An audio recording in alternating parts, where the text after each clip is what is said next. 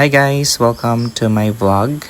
So this is a short vlog only at dito kami muna guys pumunta sa Palamahawan. This is located in Dumalag. Along the road lang siya mga guys at hindi ka dito mabuboard kasi napakasarap ng kanilang pagkain at the same time malapit siya sa wifi. Isa sa mga nasarapan ko guys na pagkain nila dito is siomai, which is homemade. Ayan, napakasarap talaga guys ng kanilang homemade siomai dito. Napapapikit na ako guys sa sobrang sarap ng kanilang siomai dito. Ayan. Siya guys, kaayo kag ang ginpili ko nga kaunon is ang spicy siomai. I would like to add sana pero wala na kaming time kasi nagmamadali kaming umuwi kasi walang bantay yung aming baby. But if there's a time guys at kung nandito ako sa Dumalag, I'm pretty sure na babalikan ko dito yung kanilang homemade siomai. Napakasarap. Superb talaga yung kanilang pag-serve and yung timpla.